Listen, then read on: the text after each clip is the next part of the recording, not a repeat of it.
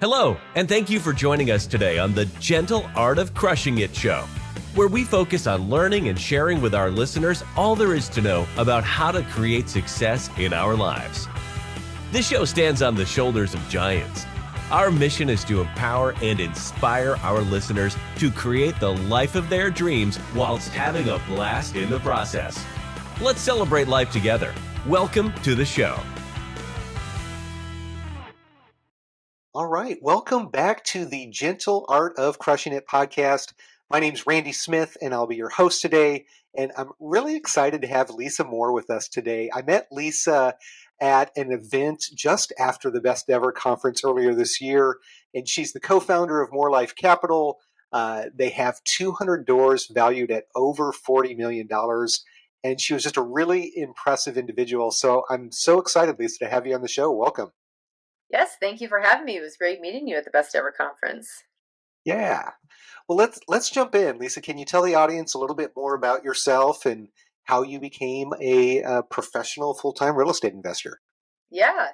So I got my start back in 2017. I grew up in Massachusetts, moved to Utah in 2017, and knew that I wanted to get involved in real estate. I didn't know what that was going to look like. I didn't know what avenue that was going to be, but I knew that real estate was a great avenue to wealth, and I wanted to have something that would allow me to be able to quit my job and retire early.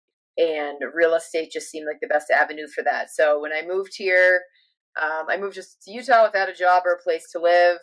I rented for the first year while I was looking for a place to buy. And my first house was a house hack, which back then they didn't even have that term house hack, I don't think. Sure. And rented out a bedroom on Airbnb. And then my goal was to, in a year and a half, move, buy something else, and just keep building and just kind of see where it took me. Sure. Bought in 2017, met my husband shortly afterwards. He also had owned a few properties at that time. Didn't end up doing anything. My father had passed away, so it was kind of a couple years of not doing too much. But then in 2020, we really started buying, and were able within less than 2 years to buy enough properties to provide us enough cash flow to be able to quit my job and focus on real estate full time. So it was a very busy couple of years of purchasing and doing lots of rehabs. We moved, house hacked multiple times, living in multiple construction zones. Sure. So it was a lot of work, but it was a lot of fun, and it got us to where we are. So yeah, it's not always a glamorous path, but the sacrifice certainly has paid off for you and your husband, it sounds like. Yes, it definitely has. And it's things we can laugh at now when we look back, but not always fun in the moment, but we're like, we know this will be worth it. We know this will be worth it. I love it. I love it. Are you interested in real estate investing but don't know where to get started or think you don't have the time or money? Are you stuck in your W-2 because the golden handcuffs make it hard to walk away? If this sounds like you, check out impactequity.net and schedule some time to talk with the founder, Randy Smith. Randy went from massive income to leaving his W-2 through passive income, and he can help you do the same. www.impactequity.net. I'm curious, you started essentially house hacking and then moved into, did you do flips too as well, or was it just primarily buy and hold the whole time? Just buy and hold. The flip, I mean, my husband's a GC, and the flipping we were always looking to purchase for cash flow. When I had a W-2, we didn't need the chunks of money because I had a very good paying W-2. So that wasn't as high on our priority. We were more, we want to build up our cash flow so we can quit. So everything that we were purchasing was a value add, distressed property. Quite a few of them were empty when we bought them. And just doing full gut job rehabs, getting them turned, refinanced, and stabilized. So we always were focused on cash flow and long-term buy and hold. Okay. And were you buying all of these assets in Utah, or were you buying out of state, or what was your geography?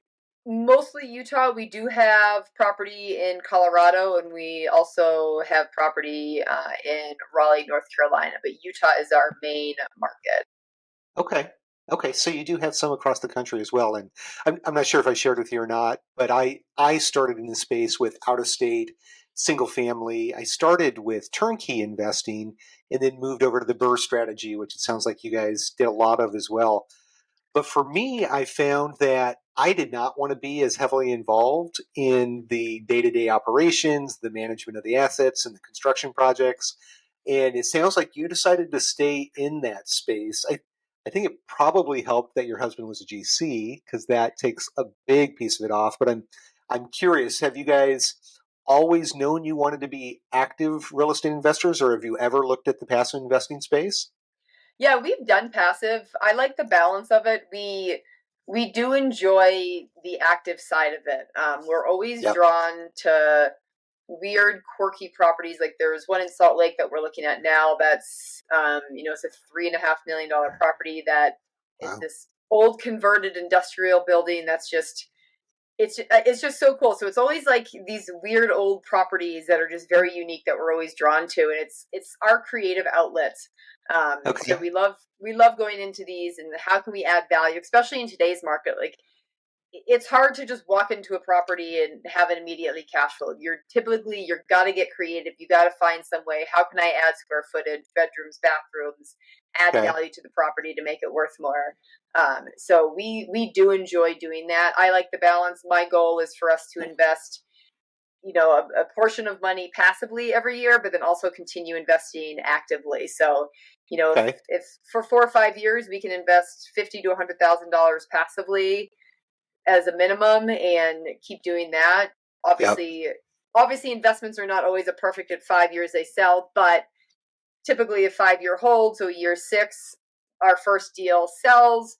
And if we Yep. want some of the capital, we can keep it, or whatever we initially invested, we'd always roll back in. But if we want to take any of the profits, then we can.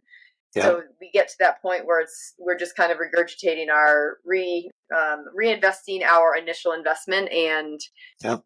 keep rolling that further and further. So Yeah, I love that strategy, and it's kind of the same thing. Like you've created this arm that allows you to make good money with, right? And then you also leverage passive investing to invest and grow that capital as well. And it's like the high income W-2 person that makes very good money and then also wants to invest alongside to grow it. So I think uh, that's a great strategy, especially when you as a real estate professional, there's a lot of tax benefits to the depreciation that you're getting from your passive investments. So, are you comfortable talking about that a little bit? I know we're not CPAs, but how have you seen that personally impact your investment strategy?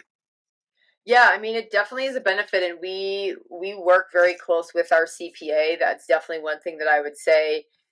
If you are thinking of getting into investing, or if you're in investing and you don't have a good CPA, find one that knows real estate. It Yeah. has taken us 3 or 4 years now. We've gone through several CPAs, and it's uh it's been an interesting journey trying to find a good Mhm. CPA. I'll leave it at that.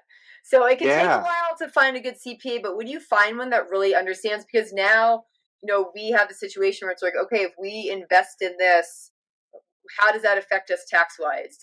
Yeah. Will this give us enough? Or, we're in a situation now where we sold a property earlier this year, and I asked her, and we didn't do a 1031. And I said, we don't want to do a 1031.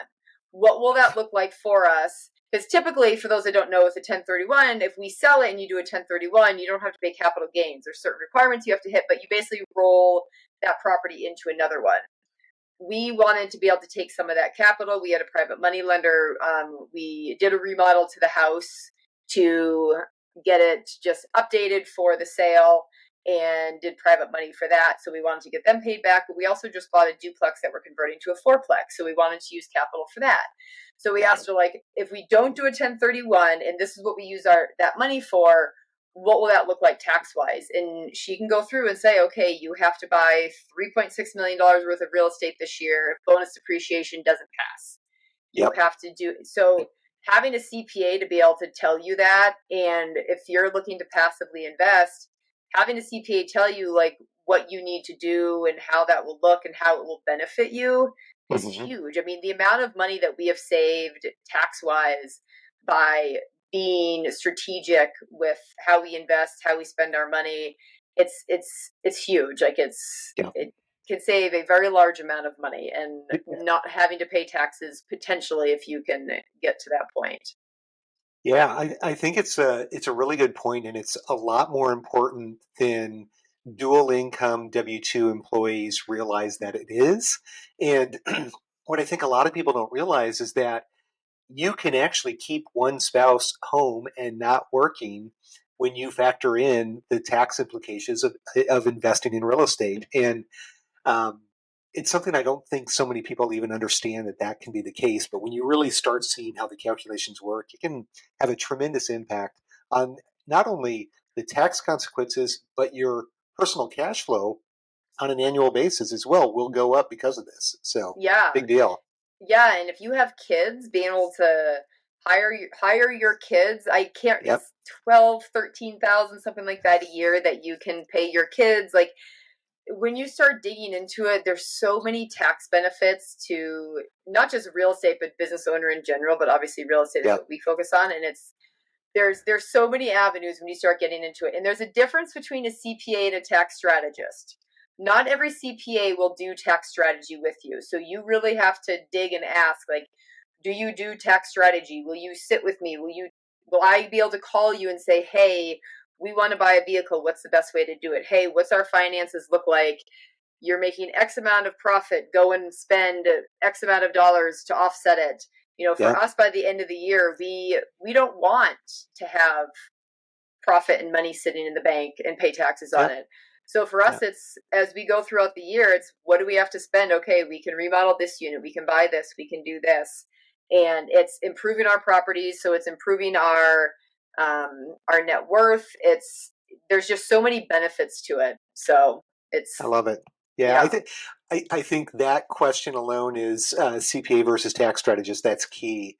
And what I found is it surprises me how many CPAs don't even understand cost segregation, accelerated depreciation, have never even heard of it, let alone some of the kind of unique like short-term rental strategies that exist for high-income employees. So I was going to ask, like, what's a good question when you're vetting CPAs? But I think you hit it there. But anything else, I'd love to hear, because I'm kind of on that journey as well, where I had a really good bookkeeper that actually was pretty creative and very good with our taxes. But I thought that I had to go to this big CPA firm to get the benefits. And I found when I made that shift that I actually lost the guidance that I was getting from just a bookkeeper, quite frankly. So curious how you're navigating. You mentioned you jumped around a little bit, but how did you find this last person that you're working with? Asking other investors who they use. But when you're talking to someone, like if you, for some reason, don't have a network of other investors to talk to, if you're talking to a CPA, ask if they invest themselves. To me, that's the biggest thing. Looking back on our journey of finding a CPA, I don't think I would, going forward, ever have a CPA that is not an investor themselves, because it's just a different level of understanding. Like, they know it, they do it, they're a part of it, they're in it, so they really understand where you're coming from. I also ask what percentage of their clients are real estate or business owners. So if you go to someone, and this was our very first tax person, and one of the reasons we did like it was because he was honest. You know, when we only had a few properties, and I called him, I said, hey, this is our, like, you've been great so far, but this is our go forward. Like, we plan on scaling. We want to get, 10, 12, 50 properties, however many. Is that something that you will be able to do for us? And he said, the one or two you have now, a few of them, yes. He goes, but that's not my specialty. He goes, I am definitely the family W-2. He goes, you definitely want somebody that specializes in real estate, which I love that he was honest about that. So asking, if they invest themselves and what percentage of their clients are real estate, I think are probably two of the questions looking back that are ones that, if I hope she never stops working as a CPA, but if I ever have to look for one again, would definitely be the top two questions I have, because I think that really can help set set CPAs apart and really understand whether they understand, and ask them, like, how many cost segregations have you dealt with? Have you done bonus depreciation? Do you have clients that do bonus depreciation? Like, asking specific real estate questions as well, and seeing how they respond and how comfortable they are, and is another. I love it. Love it. Yeah. Thank you for that. I think it's really important not only for the business owner to be doing that, but even just the passive investor. Dealing with K1s can be complicated, and more so than what a lot of CPAs are comfortable with. So asking those questions can be really important. So yeah, we had a K1 that was within a self-directed IRA, and I specifically said to one of our prior CPAs, I said, "This isn't a self-directed IRA." I said, "So this shouldn't hold up my taxes." And they're like, "No, we need to wait for it. We need to wait for it." And a whole bunch of things happened, but in the end, they're like, "Oh, we don't need this." I'm like, that's what I asked you. I told you it was in a self-directed IRA. Like, you had my other K1s. So it's just things like that just, getting someone that really understands it's so important. I love it. I love it. Well, let's actually go back just a little bit. You mentioned that you started in 2017, and then in a relatively short amount of time, I think you mentioned 2 years, you were able to leave your W-2. That's a pretty small time frame to be able to replace what it sounds like was pretty significant income. So leveraging the BRRRR strategy and some creative business model structures, I suspect you're getting more than $100 or $200 a door in monthly cash flow with your strategies. Can you talk a little bit about that? Because I had a really hard time finding single families that would give me the kind of cash flow that I would need. Yeah, and our properties that cash flow the best are the 2 to 4 door properties. And they're heavy value adds, like I said, and we also house hacked them. So, we moved into a triplex that we had owner occupied financing on, which gives you much better interest rates.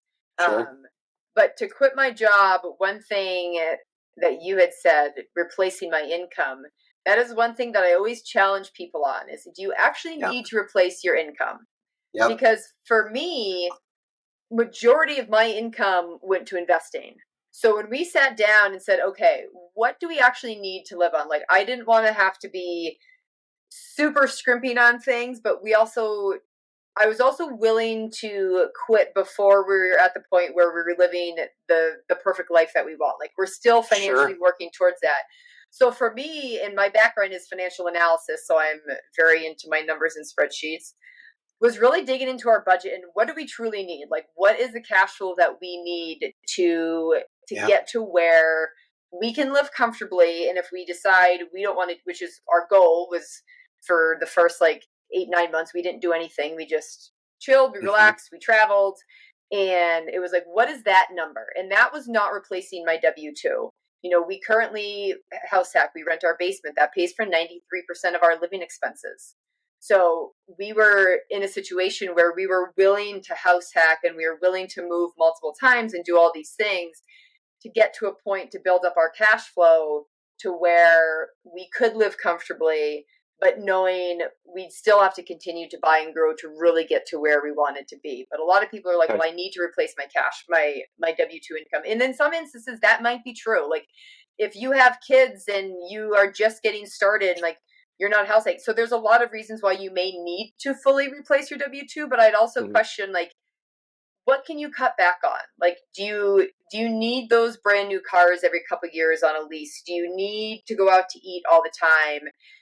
There's a lot of things that for us, we were willing to say, okay, you know what, for the next 3 to 5 years, I'm willing to not live the life that we were living with my W-2, knowing that it's going to catapult us and we'll be able to make more money in real estate than I ever would have in a W-2.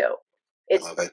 It's endless amounts of money you can make in real estate. And with a W-2, for the most part, you're going to get capped. Like, you get to a point where, you'll get your raises and maybe you can move and get, bigger bumps and stuff like that. But it's never going to compare to the unlimited amount of money that you can make with real estate. I love it. Yeah, I'm so glad you said that. I always try to encourage people to, first and foremost, before you even invest passively, like, let's really focus on getting your financial house in order before you do anything. Like, if you're If you've got a leaky bucket, it doesn't matter how much you pour into the top of it, the bucket's always going to empty. So let's get your financial house in order. And once you do that, then we've got something to build upon. And my wife and I went through this process where we decided, like, what is like the minimum amount of money we need to be making just to cover our required living expenses. And that would be, house, cars, food, medical expense, and some play and whatever. And then we had this other one, which is what are kind of the nice to haves. And that was actually a number we were shooting for. And then what was this ideal life where we could live the way we want to live where we want to live, give the way we want to give, all of those types of things. And there are three different financial freedom numbers that I found. And it's such a good point because you don't have to replace your W-2, especially when you start to figure in the tax consequences of all of that as well. If you're giving 40+% of your money away anyways, at a minimum, factor that into the equation, Yeah. So. Yeah, it definitely, when you factor in the taxes, it's like, the first several months it was, we still kind of joke. It's anything we buy, it's like, oh, we're getting a discount on this because this is a business expense. So there's so many things, like once you start a business that become business expense. I mean, our cell phone, we can write off part of our house because we have our offices here, and it becomes just a snowball of things that you can find that you realize once you get into it can save you money on your taxes by quitting. But the other thing that I did before quitting my W-2, and for those that have a W-2, that's a very valuable thing when it comes to banks. Sure. They love which amazes me. They love the W-2. I mean, I get it, but at the same time, it's like, okay, we can show you like historicals. My husband's for 20 years been investing. It's like, so we can show historicals of all these years of like steady rental income, but they still see us as riskier than somebody with a W-2. I'm like, we could have like one or two tenants leave and we're fine. Like W-2 people, you're relying on one stream of income. Regardless, banks love the W-2. So I maxed out my debt to income before I left. So if you're a W-2 person and you're like, how can I get started? Partner with somebody that's looking to buy that doesn't have W-2 income. You come in as, key principal, you sign on the loans and partner with them, and now you get a portion of whatever you guys decide, cash flow, equity, depreciation, whatever it is. So just by you leveraging that W-2 and partnering with somebody who's an active investor, you immediately can start gaining the benefits of investing just by using your W-2 income. And I made sure mine was fully maxed out. I had no DTI left when we were buying a property, doing a cash out refinance, and pulling a HELOC pretty much all at the same time. And my mortgage guy was like, okay, you'll be at the max once this is closed. And I was like, okay, good. And as soon as it funded, I was waiting, like, has it funded yet? Has it funded yet? He's like, yes. He's like, okay. And then I like, boss, gotta talk to you. Then I gave my notice. But that W-2, if you're dying to get out of it, keep in mind, it's a very powerful tool when it comes to banking. Yeah, I love it. So that kind of brings us to another point too. Now, you mentioned what you did with your W-2, and there's probably a lot of folks out there that love their job. They don't ever want to leave. They like the benefits, the security, all of those other things. But you're saying they could actually partner with somebody like you, be a passive investor or even just a passive lender on your projects and get all the benefits as if they are a full-time operator like yourself. Can you talk a little bit about, like, maybe walk through an example? Like, what would that look like, or what could that look like for somebody who's able to sign on a loan or just wants to put money into one of your deals? Yeah, so if you have actual capital that you're looking to lend, that you physically have that cash in hand, you're like, I just have this money sitting in the bank. There's people that are looking for, when we buy a property, there's down payment money that we need. There's closing costs that we need. For us, we're always doing value add. So there's always rehab money. So you lend on that money, and it can be simply as just a debt lender where you're getting an interest rate and collecting interest on that, whether that's paid monthly or at the end, that can be decided. But you could be just a debt lender and lend to people that are doing kind of shorter term or 3 to 6 month rehabs or flips and then getting paid back. Or if you want to start building equity and cash flow, you put in that money, and if you can do the burst strategy and get some of it out, great, you can get some of your capital, but you also can go into it knowing like, okay, we're going to purchase and it's going to be $300,000 between down payment and rehab. And you could be like, I'm okay leaving this $300,000 in here knowing that I have 10-15% ownership in this property. I'm getting the cash flow on it. I'm getting the equity as it grows, and I'm getting potentially tax benefits. So, and we have us personally right now, actually, we're looking for people with W-2 income because we have a lot of equity in some of our properties. So we're looking to do a cash out refinance on our properties, partnering with W-2 income. So we can get, because you'll get better financing with conventional for the smaller multifamily than you will going DSCR. So for the two to 4 unit properties, we can do a cash out refinance with somebody with a W-2, get that money, and whatever that money is, whatever we purchase with that person that signed on the loan is now part owner of that property. They'll be getting the benefits of the cash flow and the equity growth and depreciation if they can. So there's a lot of different ways that you can get involved with real estate, because there are a lot of people that I know that love their job and they're like, I don't want to quit. Will I maybe someday? Yeah, but right now I really enjoy it and I don't want to be actively investing, but I do want to invest. So there's always ways to do it. Yeah, and I think, for the listeners, Lisa and her husband have a fantastic business, and I would encourage you to reach out to her and talk about these opportunities. But there are people in your communities, in all communities across the country, that are doing the same things as Lisa. Maybe not as good as what Lisa and her husband are doing, but there are good operators out there. And there's a lot of people that are funding these projects and taking advantage of those. So get to know people in your markets and get to know people that you trust. And those type of relationships can be really, really beneficial for everybody involved. So thanks for walking through that. We've not jumped into that on this podcast before. I personally invest with operators just like that. I've done some where I get equity. I do others where I'm just doing an interest-only loan. Like I've got a friend who buys car washes, and I get 12% interest-only payments every single month, like clockwork. And he's a buddy of mine.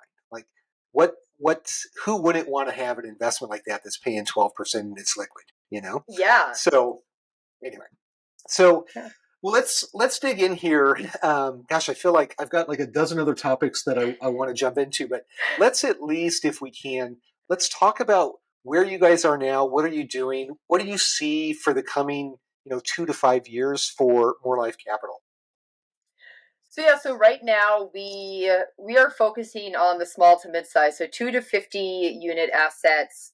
As I said, we really enjoy working with sellers. My background being a financial analysis, there are so many people that don't understand finances. And they don't understand the pros and cons of the options that they have. Like they may own a few rental properties and getting to the point where they're looking to retire, and they just don't understand, okay, what happens if I just sell it outright? What happens if I sell or finance? Like what fits my financial situation? So we love talking to sellers and just finding out, like, what are your goals? Like, what are you hoping to achieve out of this property? Like, do you want to keep it? Do you want to sell it? And just talking to them to find out what they need and seeing if we could match their need with something that we can help solve that need. So there was, we bought a couple duplexes off of a couple, and before they met us, the very first property we bought off of them, we were going to do seller finance, and they had done seller finance. They knew it. It wasn't like they were unfamiliar with it. The next property we bought off of them, they had bought it seller finance. And then as we got further into negotiating, it was like the amount that they needed as a down payment kept getting higher. And it finally got to the point where they said, we can't sell our finances. We need all the money. We need to just sell it. And I said, if you don't mind me asking, like, what changed? I said, because I know you're not scared of seller finance because you've done it before. And they said, well, we have a bill we have to pay that is significantly higher than we thought, and it's due April 15th. And I was like, I know what April 15th is. That's tax day. And they were like, yep. They said the properties that we sold last year, we knew we were going to have to pay capital gains, but we didn't know how much. I said, you didn't talk to your CPA first? And they're like, nope, nobody ever pushed us or recommended us to do that. And I was like, oh my Yeah. gosh. So they knew they'd have to pay capital gains, but they didn't know how much. And they far underestimated what they were going to have to pay. So Yeah. just talking to sellers. So we're really focusing on those small to mid-size assets. Preferably if we can do seller finance, that benefits. We'd much rather pay interest to the seller than to a bank, especially where a lot of them, that is their retirement and they don't want to lose that monthly income. So that provides them that monthly income. But our goal is if I can buy $5 million worth of real estate for the next 3-4 years, for us, that'll get us to a point where, we are able to really just sit back and be like, okay, what's our next step now? Yep. What do we want to focus on now? And what's the next big jump for us? So that's what we're looking to do. And, looking for people that are looking to passively invest, that are, whether they're W-2 earners that just want to invest their money and stay at their W-2, or we have some investors that are like, hey, if I invest with you, like I want to learn because I want to be able to quit my job. So we love working with people like that as well. I love educating and teaching people. I've been doing more speaking and educating, and I absolutely love it. It's been a lot of fun. So we love working with investors like that too. They're like, hey, I want to learn. Like if I invest with you, I want to be sitting over your shoulder to see what you're doing and how you're doing it. And I'm like, perfect. I'm like, I love like the energetic people that are so wanting to learn and get into it. Cause it's, to me, real estate is such a powerful investment strategy. It's such a powerful tool. So that's awesome. Well, and Lisa, I think that's why I was attracted to you and your husband when we met, is that I can tell you've got an educator's heart and great enthusiasm. And clearly you've just crushed it since getting started in 2017. So thank you so much for coming on the show. Now, I do have a few questions that I'd like to ask everybody before we wrap up. So if you still got a couple of minutes, I'd love to jump into those. Definitely. All right. So gearing these questions, this is for the newer passive investor. Is there one educational resource or a podcast or a book that you would suggest to the new or newer passive investor? When I first got started, Bigger Pockets was definitely a very good resource. And I don't know the episode numbers, but I do know that there have been some really good episodes that they have had on investing passively. And this is actually an area that where my husband and I are actually working on an ebook to give an education on what it's like to invest as a passive investor, because I do feel like it's an area where there is some education, but not a ton, because most people that are looking to raise capital, they're not looking to educate their investors. They're just, I don't want to say they're just looking for your money, but essentially like they're not taking the time to be like, okay, this is how it works. This is how we find deals. Like they're not walking through the process. So a lot of investors, they don't understand the process. So it's actually something that is on we've started doing is create an ebook for what is it like to invest as a passive investor and things to look for. So I love it. No. So reach out to you then for the best resource. Okay, perfect. Yeah. And we'll have her contact information in the show notes for sure. Okay, good. Well, thank you for that. I know that as a passive investor, there's podcasts and there's books, but really if you want to go to somebody and have kind of that hand-holding experience of what do I do? What are the steps? Like literally, what are the resources? That's such a great tool that you guys will make available. So I look forward to seeing that myself. So all right. So kind of a couple of fun ones here. Do you have a recent bucket list item you've checked off your list, or one you're hoping to in the near future? I'll go personal on this one. So this past September, my husband and I did a trip to Alaska. We did a 2-week cruise along the southeast coast of Alaska, which is a place I'd always wanted to go. And it was the glaciers and just the animals and everything it was amazing. I absolutely loved it. Very cool. Did you have like excursions too, where you got off the boat, or? Yeah. So travel is where I spend my money. I don't care about cars. We live in a small house, but when it comes to travel, I spend my money there.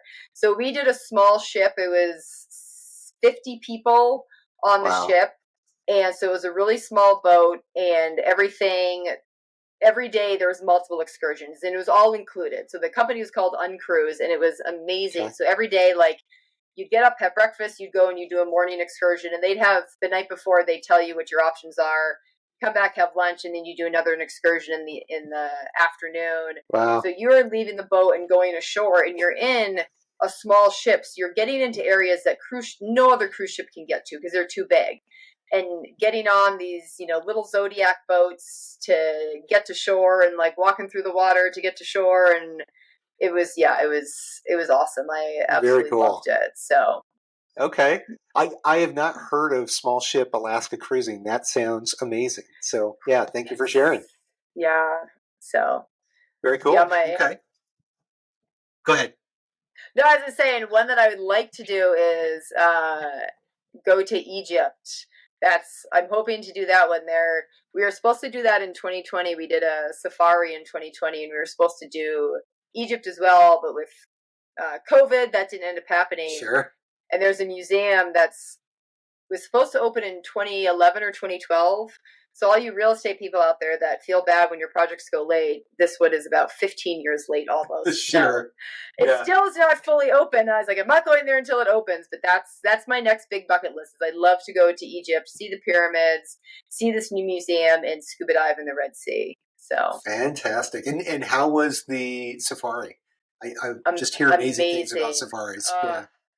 I am like, I could do a safari every year. It was absolutely incredible. It was so cool. Very Seeing cool. the animals just like in their natural habitat was just, just surreal. That is on our list as well. I think in the next couple of years we will do that as well. So yeah, very cool. If you ever want any recommendations, let me know. I will, definitely. All right, and then a final question. Actually, no, we've got two more. So if you had $100,000 you had to place in an investment in the next week, and you couldn't put it in one of your own deals, where would you put that capital? For us, our investments are always based on like financially what we're looking for. Right now, we're looking for stuff that has high depreciation. So I'd probably be looking for a syndication that would offer high depreciation, not necessarily as much cash flow. I'd give up cash flow for higher depreciation right now for this year. So got it. Okay, well I might have a couple of suggestions for that as well. Interesting. Oh, okay. Good. Yeah. There you go. And then the final question, in your due diligence process, what's kind of a non-traditional or one due diligence question that you like to ask that maybe is not a normal one? We always, in some people, this is normal, but for us, we always want to find out like the seller's motivation. So it's not directly related to the asset, but we always want to find out what the seller's motivation is so we can make the strongest offer. A lot of people just think, okay, give the highest price or the fastest close time. Well, that's not necessarily always what they want. Like this $3.5 million property that we made an offer on, they don't want a fast close. Like he's lived there for 20 years.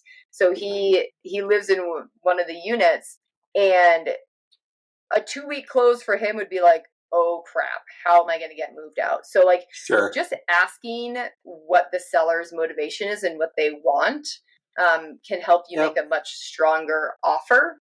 And for the actual property, it's funny, like just asking what issues has the property had that you haven't mentioned yet, or is there anything odd with the property that has come up in the past? Like we've gotten some really interesting answers. Like there was one property we were looking at that we asked like, hey, has there been any issues that have come up recently, or anything that hasn't been disclosed yet? And they're like, yeah, actually there has. Like we just found out like there's a bunch of bugs and the foundation, like something's wrong with the foundation. And it's like, it would be things that we probably would have found anyways once we started due diligence. But just to me, those are simple questions, but most people don't ask because it's like, well, they would have disclosed everything, or they just want the most amount of money. Yeah. But those two questions have really helped us figure out the motivation of the seller and allowed us to find out information ahead of time about the property and its condition, so we could factor that into our offer right off the bat and not have to retrade and get under after we were under contract. Love it. Yeah, both really good questions, and from a different perspective than the traditional passive investor, but certainly applicable that the listeners could be asking as well. So thank you. Those are great. Yeah. Awesome. Well, very good. So I'm curious, how can investors or listeners reach out to you and find you if they wanted to reach out and hear more about what you guys are doing? Yeah, so on Instagram, I'm always active on Instagram. More Doors with Lisa, more with 2 O's. More doors. I like it. Yeah. I married into a good last name. There you go. Facebook, you can find me, Lisa Field Moore. And then if you want to shoot me an email, info@More Life Capital. And yeah, any of those ways you can get a hold of me, and I'd be more than happy to answer any questions you have. If you're looking to invest, whatever it is, shoot them Very my good. way. I'd love to talk to you. Very good. Well, thank you so much for being on the show today. You brought a ton of value to the audience, and this has been a lot of fun. So thank you so much for being with us. Yeah, thank you, Randy. Good to see you again. You as well. All right, and to the listeners, as always, thank you so much for joining today. Both Lisa and I are convinced that making the decision to actually invest passively is something you'll want to do sooner rather than later. We're convinced once you do, you'll wish that you had done this for years and years and years. So thank you again for joining us today. Join us again next Thursday for another great episode, and thank you again. Well, there you have it, ladies and gentlemen, another episode of The Gentle Art of Crushing It. It was an amazing episode. We know we sure learned a lot, and we hope you did as well. We want to take a second and thank you so much for viewing or listening to this episode. And please just know that we only ask for one favor, and that is to make this life magnificent. Thank you, and have a wonderful day.